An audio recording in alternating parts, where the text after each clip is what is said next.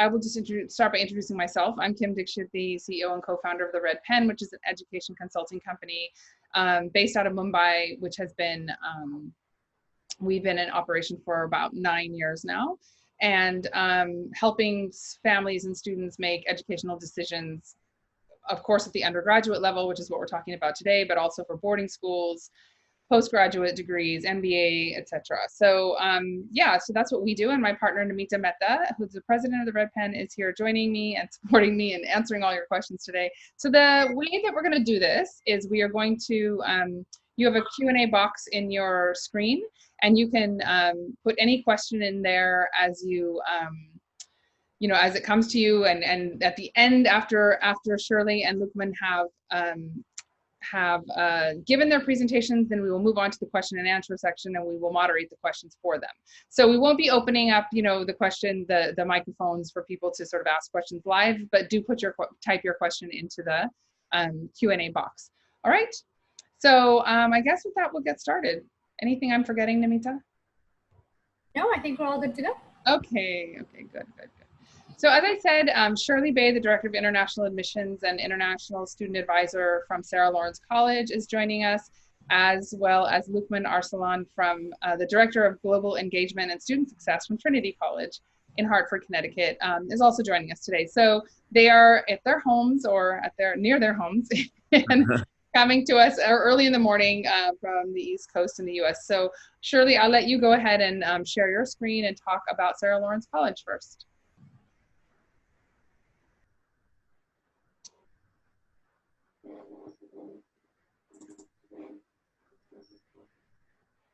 Hold on one second.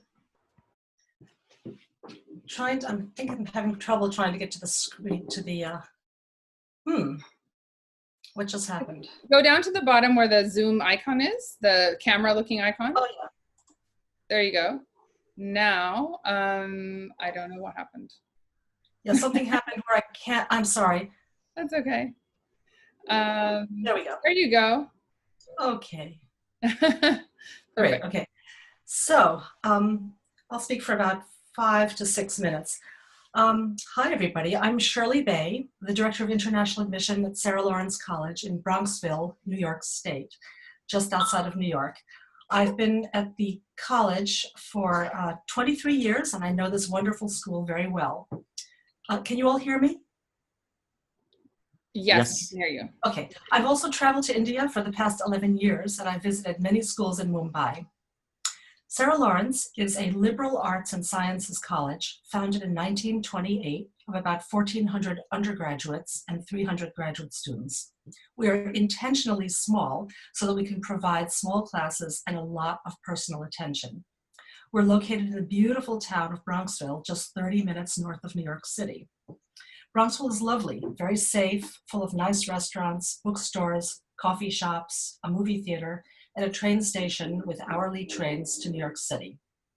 The campus of Sarah Lawrence is gorgeous, very green with trees and hills, and looks like an English village.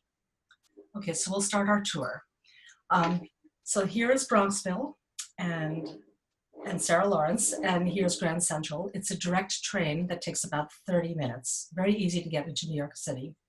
These are some students at our Environmental Studies Center in the nearby Hudson River. We also have a free bus on weekends. Okay, this is Westlands, one of our main buildings, right in the center of campus. We'll stay on this slide for a little while because it's our iconic building.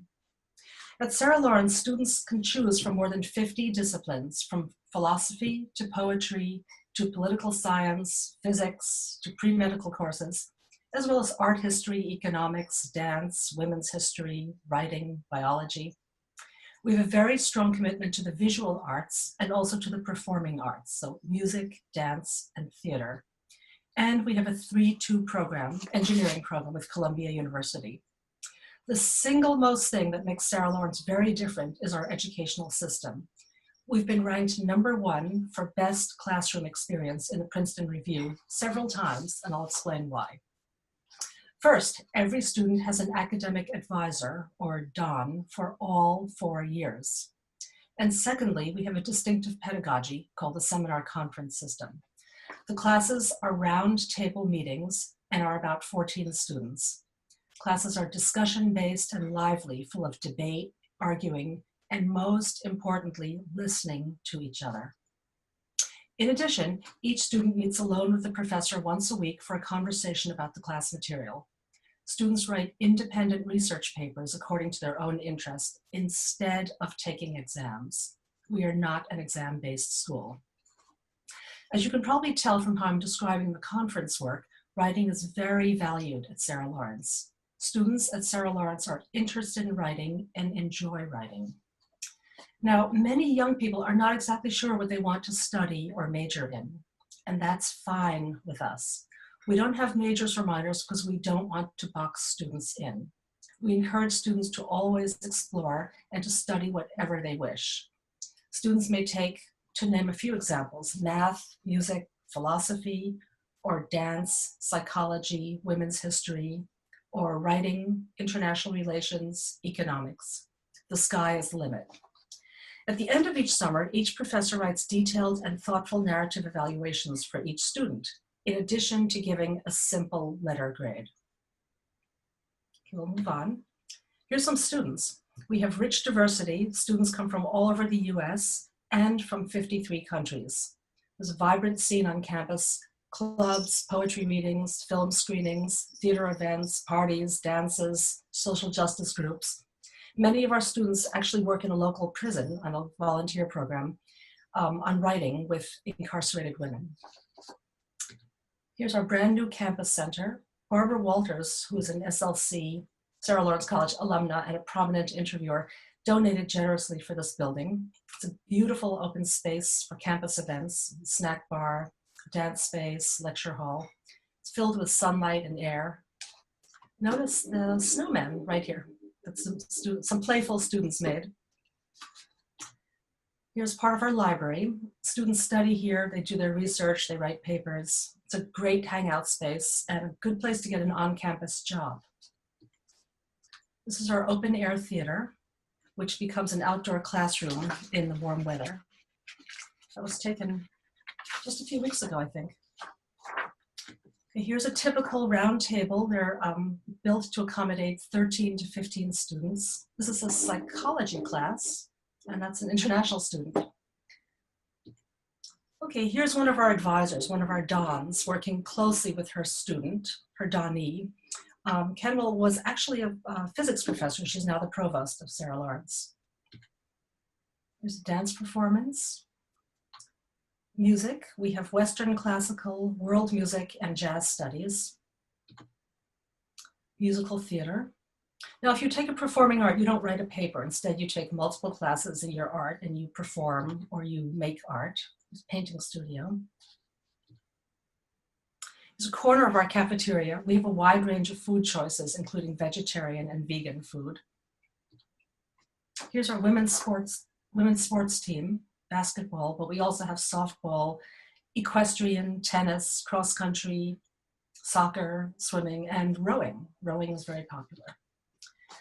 Okay, a brief word about applications. We read holistically. We are a liberal arts and sciences college. The three most important things I would say are, as usual, grades, quality of writing in the personal essay, and fit to the college. We are completely SAT or ACT optional, and we have the various plans, but this is all on our website, so I won't go over the details, but we are holistic, and we look for fit. Financial aid or scholarships. We do give financial aid generously to non-US citizens and to US citizens. There's a special application for the need-based aid, but even if you don't need aid, we automatically consider every student for merit aid without a separate application. And we are interested and excited to get international students, so please do apply. This is my final slide. This is the majesty of beautiful New York City, only 30 minutes by train from the serenity of Sarah Lawrence College, your academic home. Okay. So that was my presentation, and if anybody has any questions at all, you can always email me. I was going to say that hold on just a second. I wanted to say that I will, at the beginning of the presentation, if anybody has just joined, I did have Shirley's email address up on the slide, and I will put that again at the end in case you want to email her directly with any further questions. I'd also just like to say that last summer I did visit Shirley on the Sarah Lawrence campus, and it is as beautiful as she says. So I was really taken by it for all the reasons that you mentioned. It's so close to New York City, and it feels like a little paradise just right next door.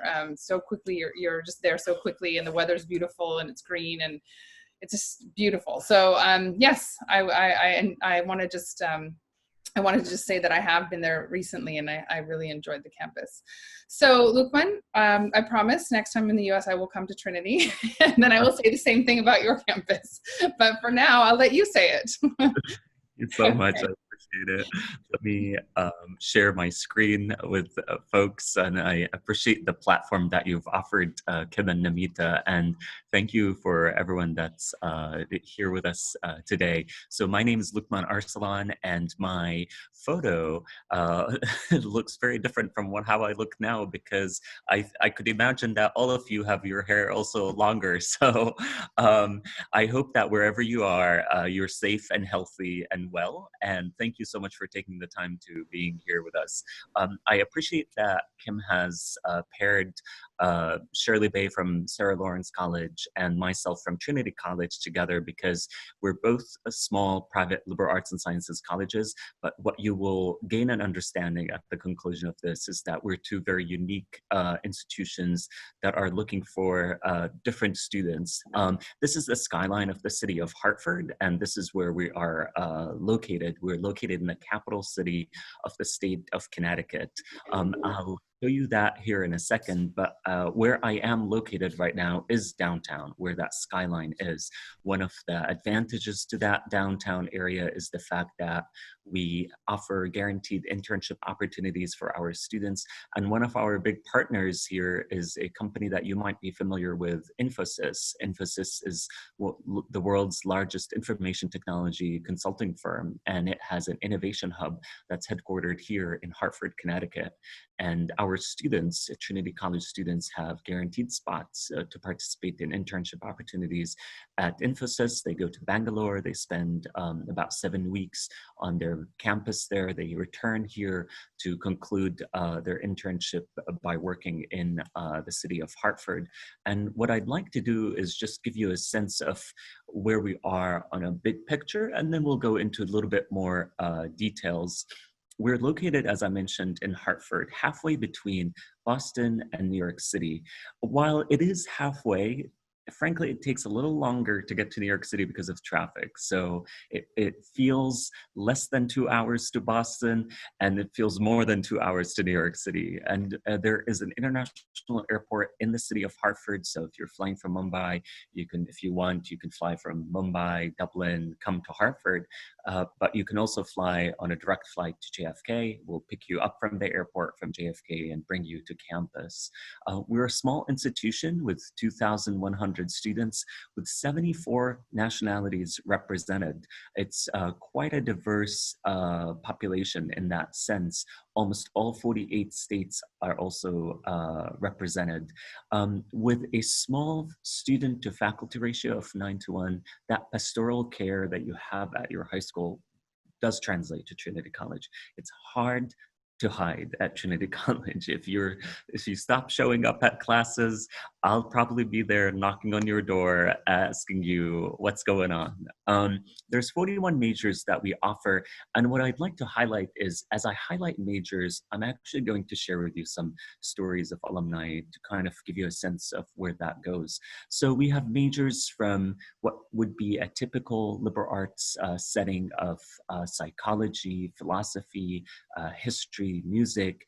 And then we have these other programs. While we are not a business school, our economics program is really big. Over half of our graduates end up in finance and business.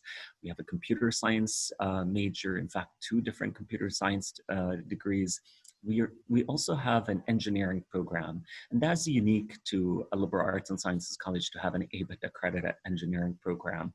It's a 4-year program with 4 concentrations: mechanical, biomedical, electrical, and computer engineering.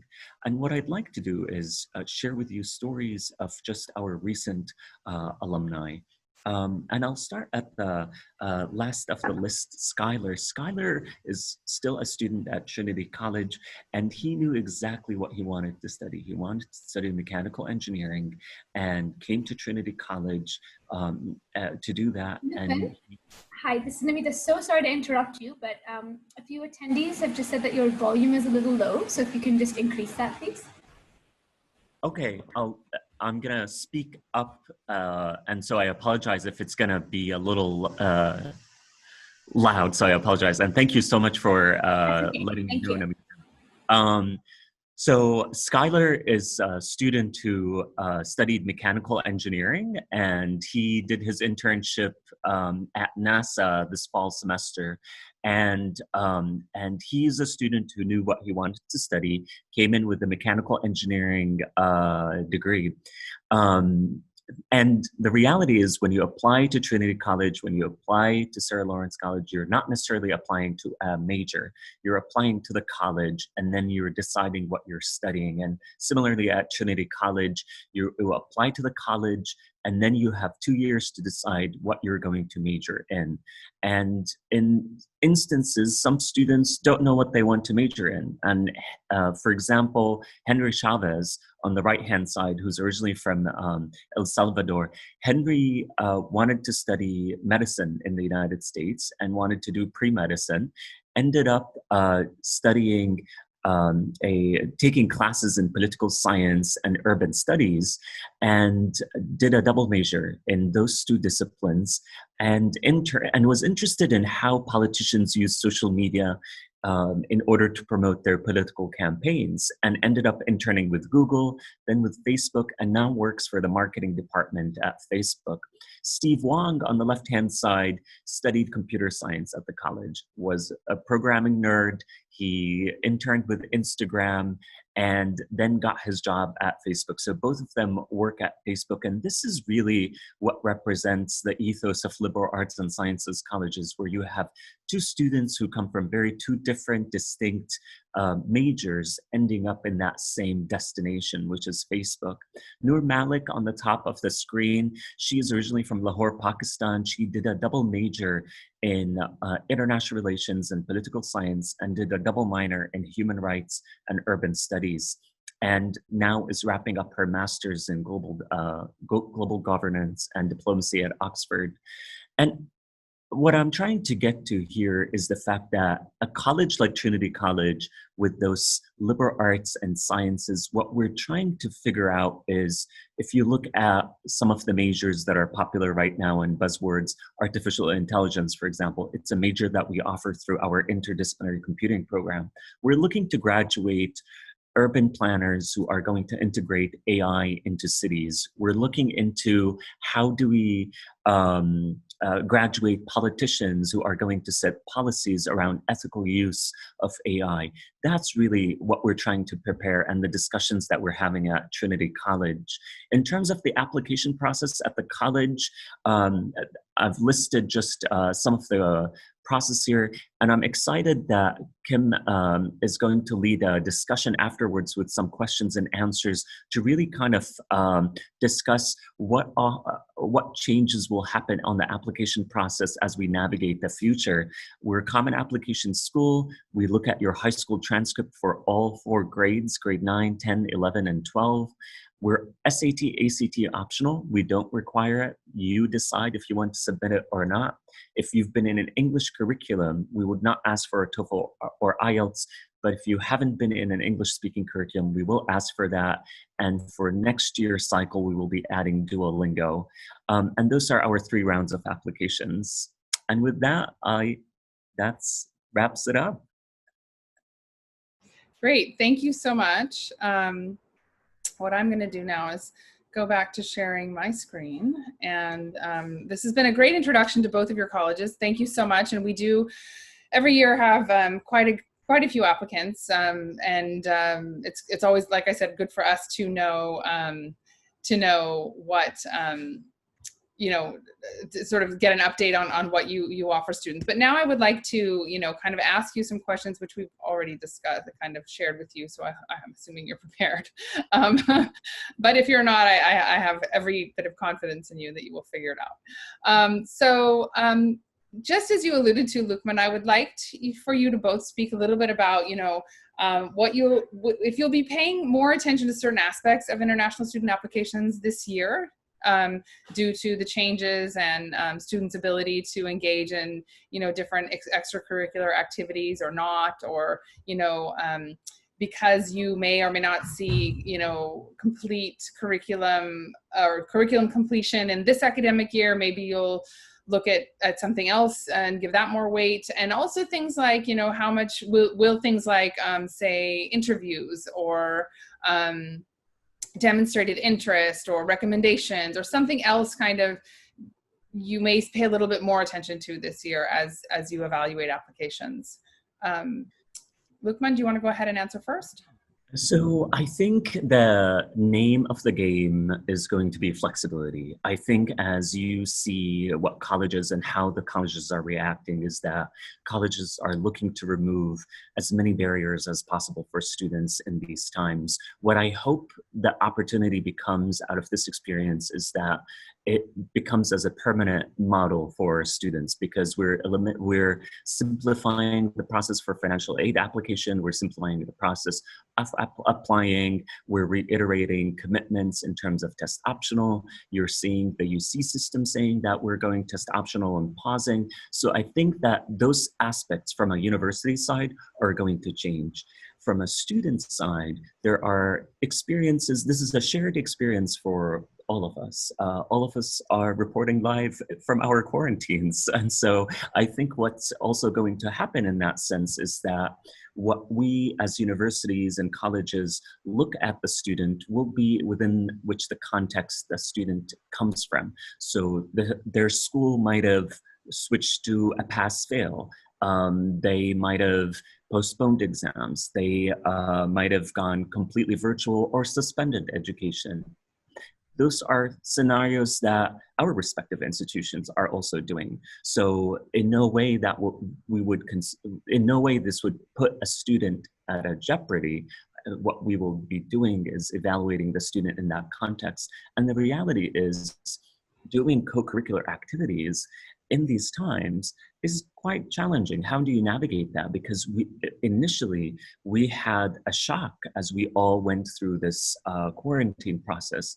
And I think things are going as restrictions are lifted or eased down, and as we navigate what comes through, then there will be a sense of what students are doing in terms of their co-curriculars, etc. And frankly, Kim, also another piece is the essays. The essays the next few years are going to be around this experience. And does that mean that we're going to be sick of reading quarantine essays? Absolutely not, because that reflects that individual student's experience. I don't know what you have to add, Shirley, if you want to add anything. Yeah, please. Look, you're so articulate. You said just about everything I was thinking and more. I think, in terms of, I agree with everything Lukman is saying. He said it very well, I think, for many schools. I don't think international students have always worried about, they are worried always about demonstrated interest, meaning that they haven't been able to visit our campuses. They need not worry about that. Nobody can visit our campuses now. So we have very good virtual campus visits on all of our websites. We've put a lot of effort into ramping them up so the student really gets a bird's eye view. Students going to websites, if they have questions, they can communicate with us. If they open our emails, that's demonstrated interest. So I don't think they have to worry so much about not being able to make a pilgrimage all over the East Coast or the West Coast to look at schools. Same with alumni interviews. They can have interviews with staff members. Yeah. So they're not disadvantaged this year. Everybody's sort of in the same boat. Do you think that students who are feeling, like, I guess, as a way to stand out, I must, take an extra class this summer in Coursera, or I must, do a initial view interview since I can't come to campus, or, you know, I mean, do you think if students can do that, I guess it's great, but it's not an expectation, I guess is what you're saying. Yeah, we don't, at Sarah Lawrence, we don't require interviews, but it is so easy to sign up on a website to have an interview with one of our senior interviewers. Those are students, so we don't use initial view, but they can easily go to the website of every college and just sign up for a video interview.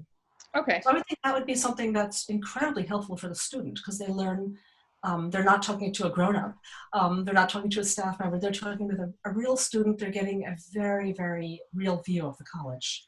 It can only be helpful. Do you, does Sarah Lawrence require 2 recommendations, 1, 2, 3, Yes. what's the? It's 2 academic and 1 counselor. Okay, and what about Trinity? The same thing. Same, okay, fine. So it's not, it's not, that's not changing, okay. All right, I'm gonna go on to my next question. So both of you talked about the unique sort of programs offered on campus, and also, you know, the ways that, and I think, Lukman, it was great to give those profiles of international students, because I think that's everyone's question is, you know, it's, you know, breaking out the international piece is really helpful. But I think, you know, if you can describe a little bit more about what kinds of students thrive, because, and especially I think, Shirley, in the case of Sarah Lawrence, as you said, it's a very small college intentionally. And I wonder sometimes how students know that's right for them. And if you can talk a little bit about, you know, the kinds of students who really do well. And then Lukman, I'll let you also speak. Thank you. About that. Shirley? Okay, Sarah Lawrence. Small students are very, they're very creative. Mm-hmm. Most of them are, I'd say they're very academic, and they're very creative. Many students are deeply involved in the arts, but even if you don't do the arts, your roommate might be an actress, or your other roommate might be a violist, or somebody might be a dancer. Students tend to enjoy doing artsy activities, but of course we do have the sports crowd and the science crowd. I would say the thing that binds them all is that they all enjoy doing independent research. So to a great extent, many of them were a little bit different in high school. They might have been a little more academically focused, or they enjoyed not taking exams. They enjoyed doing their own research in libraries. As I mentioned a few times, students who love writing are very drawn to the school because of our emphasis on writing for every course they take. So students who enjoy research, who enjoy writing, who enjoy working closely with their advisor or their Don, and who students who are self-motivated will thrive, because there isn't really external pressure. Because we don't have exams, students aren't being told, oh, you have a midterm, oh, you have a final, and, you know, studying hard and grinding for those exams. It's not like that. Students will work consistently on their own independent research. Wow, a lot of the students who are doing, who are feeling that this sort of self-directed lockdown learning they're loving it. We might have to send them all your way. Maybe. Students are doing actually remarkably well, and they're also putting on online theater events, online dance master's theses. It's really incredible, the online performances that have burgeoned. That's terrific.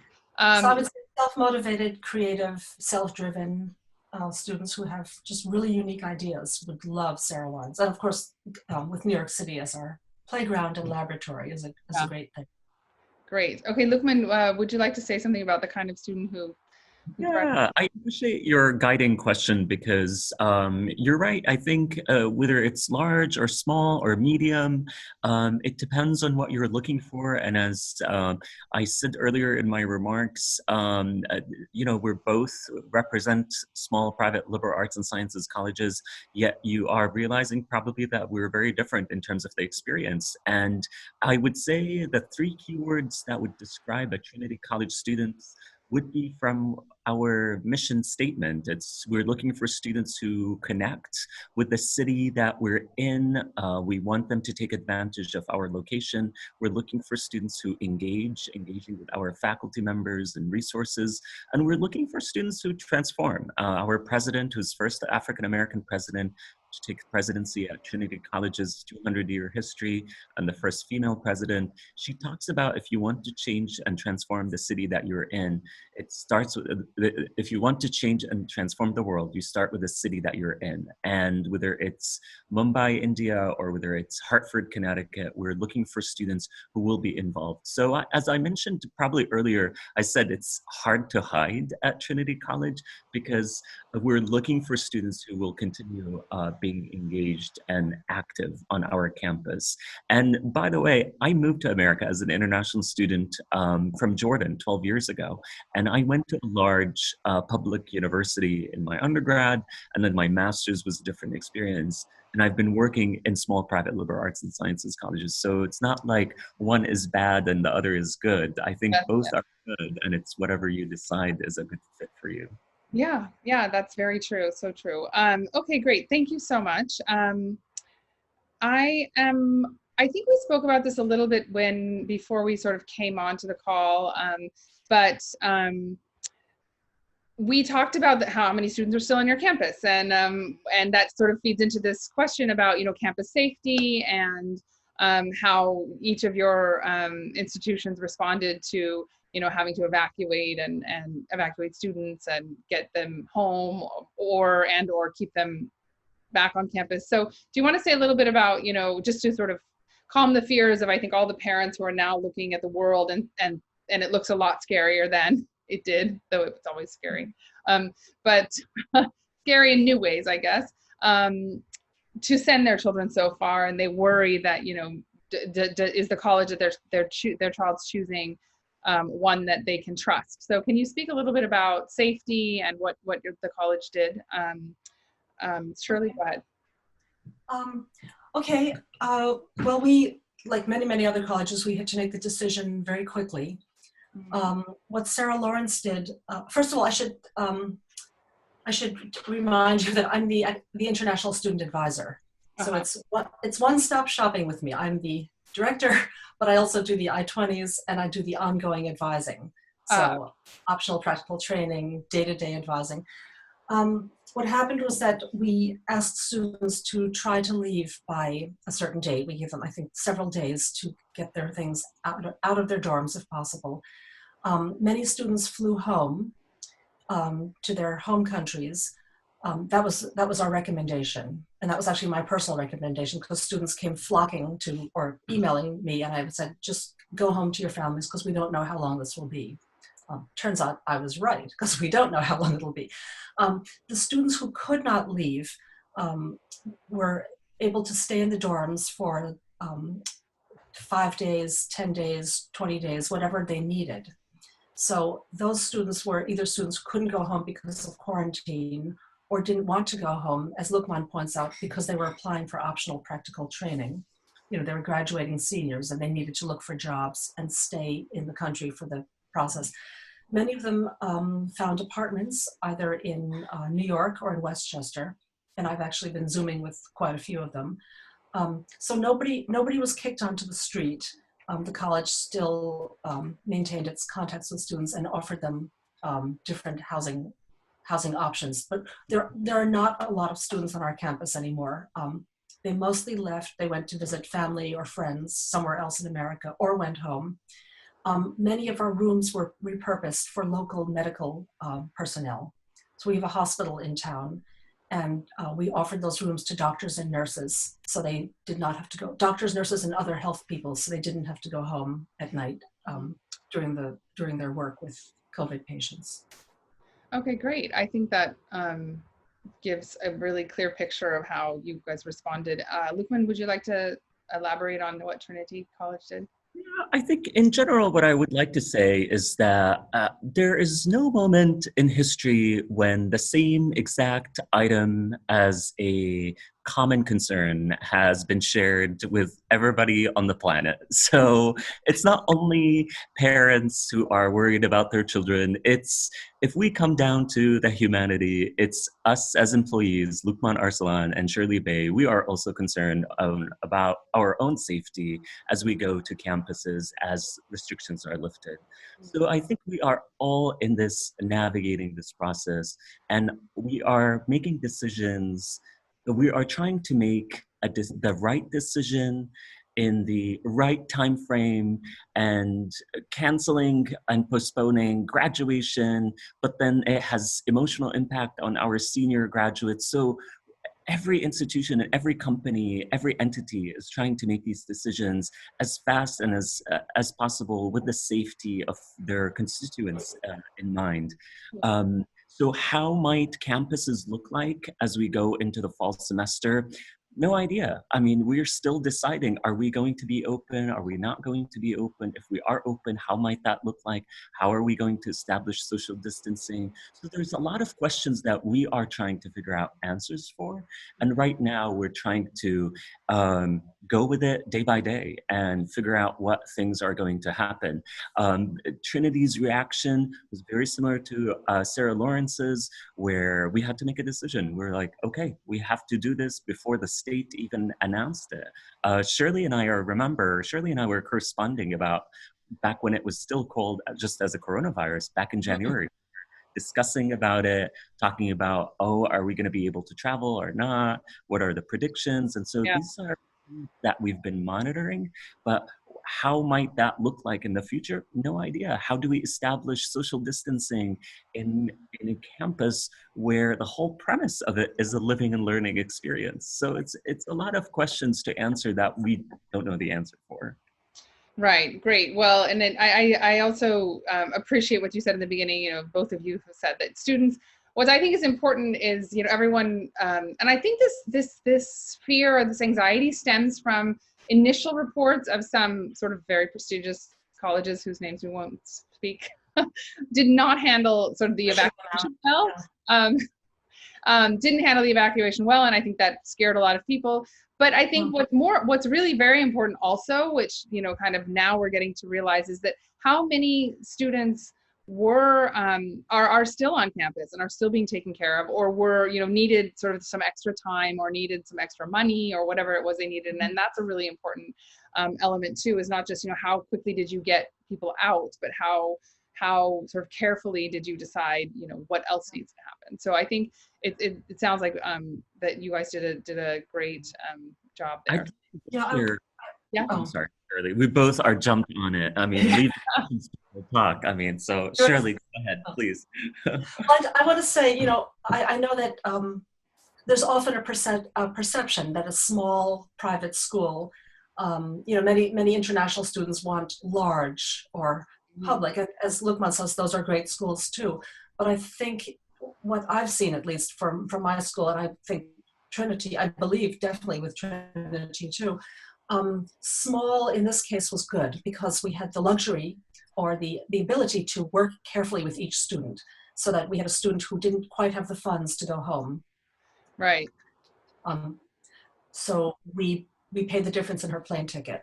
What Sarah Lawrence did is we made almost instantaneously, we made a decision to pay every student who had a job. We're still paying their salaries. Yeah, that's great. So it happened at the half point, and what they did is they doubled what the student had paid, and they're continuing to be paid. So no student was left lacking for funds.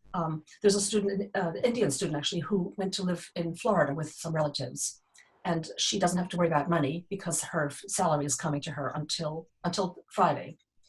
Great. We also, one last thing is that, for instance, she asked me if I could Zoom with her. I'm Zooming with her about OPT and so on, but she said my parents in Delhi are confused about the timing, the finances. It's very confusing now. And could I Zoom with all of them? So last week I set up a Zoom for 4 of us. Actually, she set the Zoom up, but I was able to talk to the parents and her and me, and we talked for an hour. Again, it's not that I'm anything special, but I think you would find this at a small liberal arts college. I'm sure at Trinity it's like that too. Yeah. We're really working one-on-one with every student's different situation.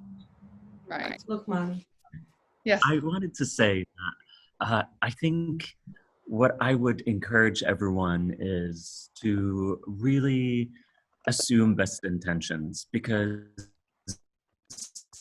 colleges were put under pressure to make a decision very quickly.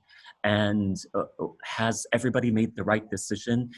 Maybe as we reflect now, it might have not been the best decision. Oftentimes at moments of crisis, we ask ourselves, how do we want this moment to be remembered? And our president talks about, she wants to create the moment. We are celebrating our 200th year as we celebrate our 300th year. She wants, in 100 years' time, people to look back at Trinity College and say, it's because of those decisions that they made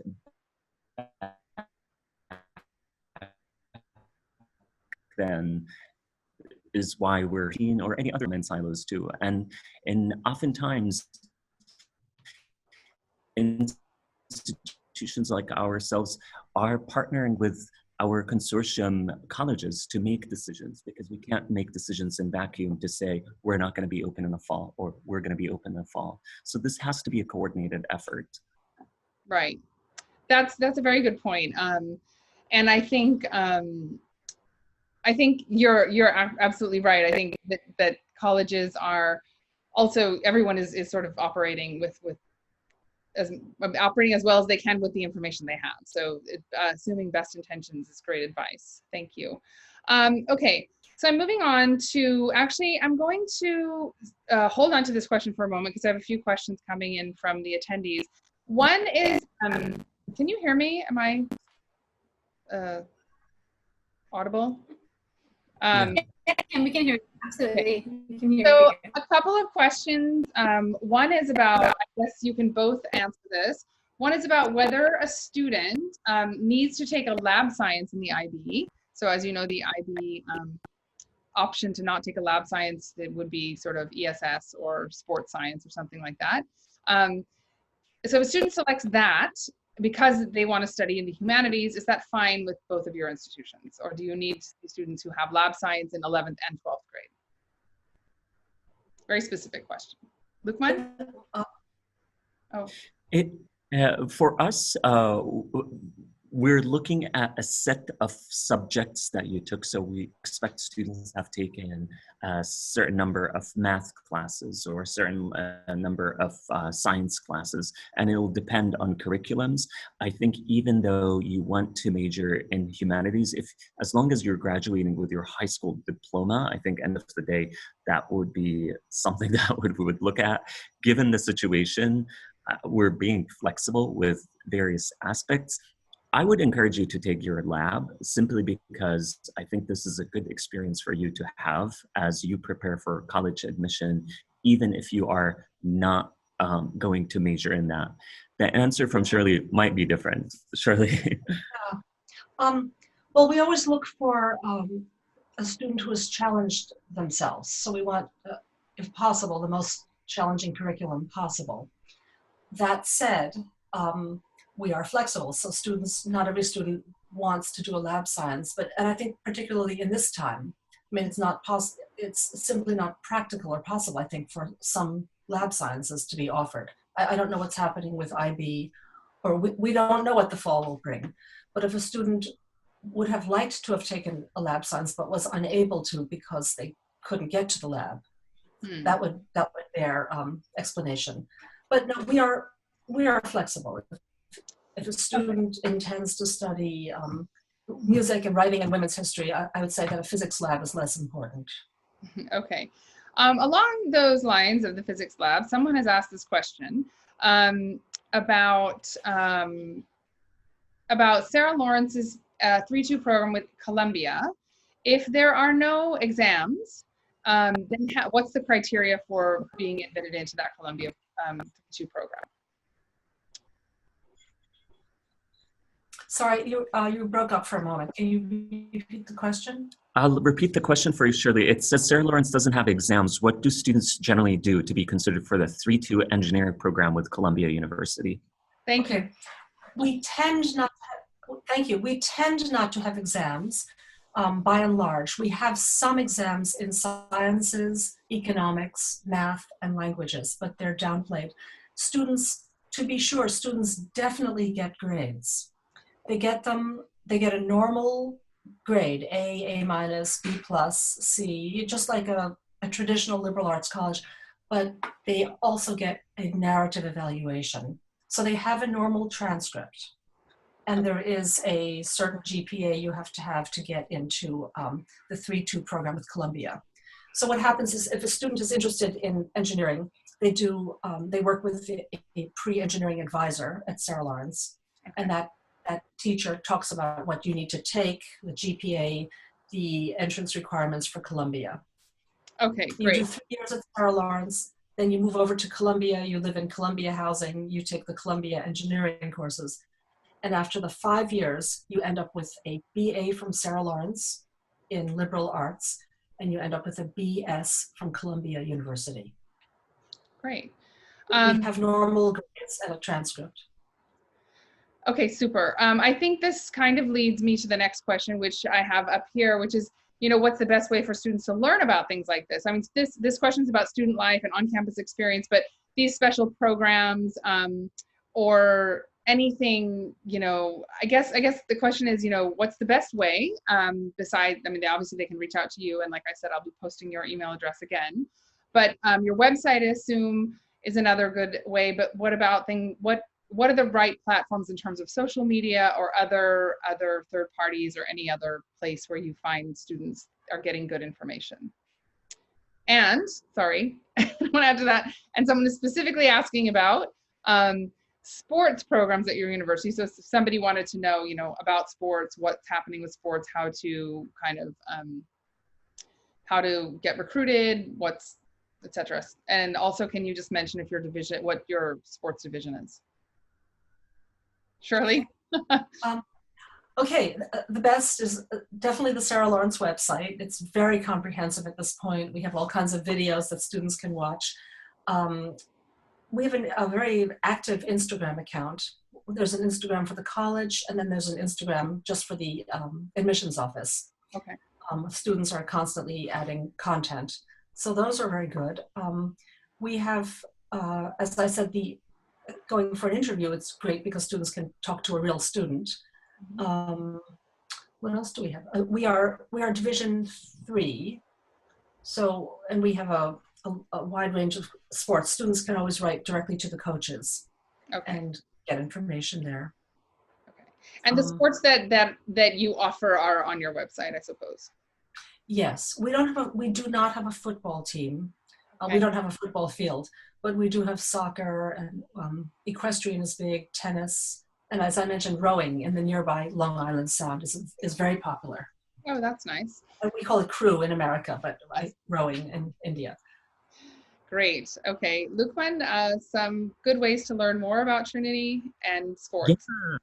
I'm going to say yes and to what Shirley mentioned. And the other piece that's also shared between us and not just unique to Trinity is that we're happy to connect you with a current student or a recent graduate, because I think that's how you would get really a better sense of the experience at Trinity College. You're getting the sense of Trinity College and Sarah Lawrence College through the eyes of employees.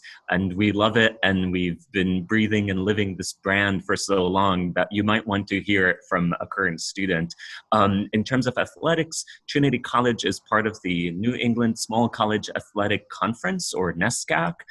It is the second most academically competitive league. The first one is Ivy League, and then the NESCAC. So Amherst, Middlebury, Hamilton, Trinity, we're part of the same athletic consortium. We are Division III athletic institution. We start with the pre-reads coming up soon over the summer. If you're interested in being recruited, contact the coaches. And we, as a Division III institution, we don't offer scholarships for athletics, but we offer financial aid and financial need-based aid for students that are admitted. Did that answer everything you asked, Kim? I'm sorry. I think so, yes. Instagram is active. That's one of the main things everyone wants to know. I wanted to just ask you if you, just because of our audience, do you want to speak, is your squash team also D3?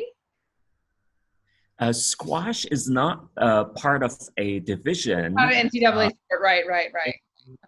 It is the #1 team in the United States that has I didn't even know this was a correct verb in English, but our coach is the most winningest coach in America for college athletics in terms of the matches that he has won. Paul Deontay is quite a legend on campus. He has his own memoir that's being turned into a book where Mark Ruffalo is going to be playing him. I mean, it's a really major big deal. Tennis courts are named after this man on our campus. So he is really a legend on campus.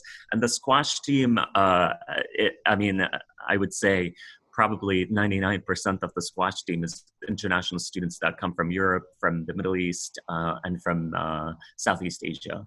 Right. Great. Thank you. I think that's something that a lot of people don't know about Trinity. Of course, squash players know it, but yeah. Okay, great. Let me just move on to, all right. So you both mentioned, I know that you both have mentioned financial aid already. Do you want to say any more about financial aid? And can you talk any more about whether this year you're expecting to see an impact on what you can offer, or if you just don't know still? Lukman? I can share about this. I think absolutely there will be an impact, to be honest with you. I mean, I want to be very honest with this, because the impact will not be only for 1 year, because if you look at it as we enroll classes, that's 4-year commitment. So I think the financial impact of this will be a 4-year-long impact. The reality is that as institutions had students leave campuses, we had to refund our students, which ultimately institutions like Trinity College are tuition-driven institutions primarily. So we don't have the endowment as Yale that might be able to benefit from it. Even Harvard and Yale came out with statements saying that they will not be raising salaries for their employees and they're doing hiring freezes, etc. So this has impacted everybody, from the Ivy Leagues to non-Ivy League institutions. So will there be impact on financial aid for international students? I think that the answer is there will be an impact for financial aid for all students, not just international students. I think even American students, international students, because college's cost is rising, the ability to pay is diminishing, and we no longer can depend on just a singular pipeline, which is just traditional students that are incoming from a high school level. I'm not sharing this to discourage students from applying to universities. The reason I'm sharing this is for students to consider applying to different colleges and universities all over the world. I mean, end of the day, you have outstanding institutions in India itself with IIT, with Ashoka. You have outstanding institutions in Europe and Australia, Canada, and the US. So you are in a great position to leverage your expertise, your skill set, who you are as a person, and advertise yourself to all of these institutions around the world. If you are somebody who genuinely needs financial aid, certainly apply for financial aid. But if you're somebody that don't need financial aid and you're looking into merit scholarship, then I would say don't apply for financial aid so that you will be considered for merits-based scholarship. Anything else you want to add, Shirley? And I'm sorry, this was very blunt, Kim, but I wanted to be... I think you're right. You need to be very honest. And then my next question is going to ask you to do the same. So Shirley, do you want to add anything about financial aid? Well, it's everything that Lukman said. I mean, we're very similar. I would say what we did in recognition of everybody, of course, most people have a changed situation. Again, because of our size, we have worked individually with every incoming student to make sure they have the money, basically have the money they're going to need to come to Sarah Lawrence. So we did change a number of awards. Frankly, we increased merit aid for some of the students. We increased some of their need packages based on it's a very dynamic situation. But the students that needed money, we worked with. It's ongoing. It's even today, we have financial aid office working as we have, we've moved our deadline. Some students couldn't make a decision because it's so dynamic and evolving. So we've moved it to not January. Sorry, that was a slip there. We've moved it to June 1st. So even as I speak, the financial aid office is working carefully with each student who has a different situation. Great. May I add Yeah, go ahead. I'm gonna add one quick piece is that Trinity's, I do want to just, since this is being recorded, I just realized, I want to say that Trinity's commitment to meet 100% of calculated need is not going away anywhere. But what I am alluding to is the fact that more students will need financial aid because of the reality of what's happening with the stock market. So the competition for limited funding will increase. Got it. That's clear. Along those lines, I think students are also very worried, and this is something we're hearing a lot of locally and even in the press, I mean, everywhere, that that there's going to be, I mean, there's this assumption that everybody, meaning international and domestic students, because of so much, you know, sort of complexity in the system now, are going to request deferrals, and that you are all going to give them deferrals. You're going to have a tiny class, and then the following year you're going to have a huge class, and it's all going to become more competitive. So can you just address whether you're going to automatically, you know, grant deferrals to students, or whether you think even if whatever deferrals you do grant are going to impact the following, you know, fall of 2021 admissions selectivity? So Lukman, you can be very honest again about this one. You don't want to, Yeah, you want to hear it.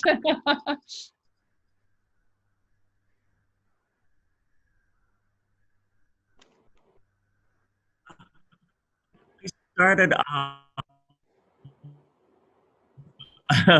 otherwise it doesn't work out for the student or for the college.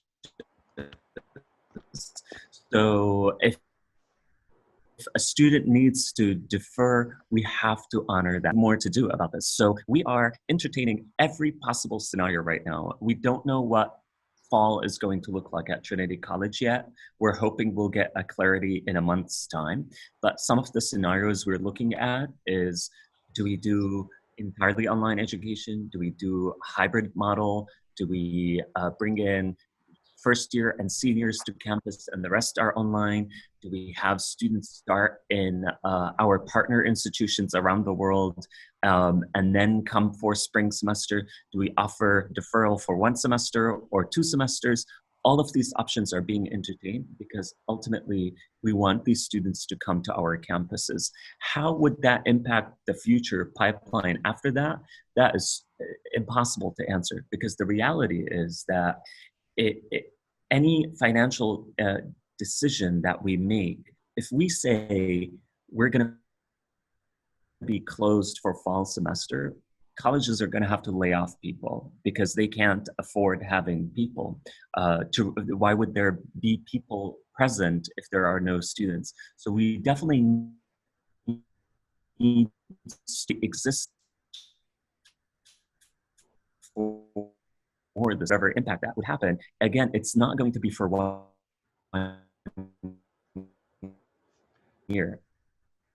We're talking about a 4-year projection, because if we have a low number of students this year, that's going to stay with us for 4 years. So we're probably looking to over-admit for the subsequent cycle. There's a Washington Post where it listed Franklin and Marshall increased its acceptance rate by 2 percentage points, because they wanted to offset the potential loss of international students that would be not being able to come to the United States because of visa situations. So this actually might be on the good side for students rather than from a side of, oh my gosh, what's going to happen to me? Am I at a disadvantage? I disagree. I think right now, you're probably, as a student, you're probably at an advantage as you apply to these institutions. Interesting. Okay, Shirley, you know, I have just realized that we are out of time, but you want to answer the question quickly? I don't know how, I just got carried away listening to you guys. So please answer what Sarah Lawrence feels about deferrals, and then we'll kind of wind things up, I guess. In a nutshell, it's very similar to Lukman. Okay. We're working individually and flexibly. We actually have a very good number of deposits, but it remains to be seen whether we're going to be, again, just like every other college on the East Coast, online, hybrid, or real time. So we'll see, and we're hoping for the best. We fully plan to be open. We will be teaching courses in September. How and where, we shall see. Depends on the course of the virus, but Yes. hope springs eternal. Yes, we are all feeling very We'll all be optimistic hopeful. about about the fall after listening to the two of you. I think it's just been so great to have you both on here, and I've learned so much and gotten such good information for our students, and helped them kind of, I think, understand, like you said, and you guys also saw the list of all the colleges that we're sort of talking with over these 2 weeks, and it's really great for everyone to get a feel for, these are all liberal arts colleges, small to smaller, but different, all very different. So I think we've really got a good sense of that today. There was one question I just want to say, which did not get answered, which had to do with jobs and internships, but I think that Lukman, you addressed that quite well in your presentation. So when this recording comes out, I would encourage that person to watch the recording and get that information, and or address either one of you on these two email addresses that are right here in front of you, and ask the question directly. Does that sound fine? Yes, we have an Office of Career Services that works closely with each student for internships, CPT, OPT. I do the OPT advising, so Great. we have the full service. Yes, well, it sounds like there's a lot of opportunities, and you have, career offices with career fairs and placements and all of that. Yes. Okay, great. I think that would generally answer the question. So again, I'm sorry we're out of time, but I hope to see you guys again soon in person, whether you come to India or we are in the US. We would love to host you in our Red Pen offices and introduce you to our students in person. So thank you so much for taking the time this morning. Thank you, Kim.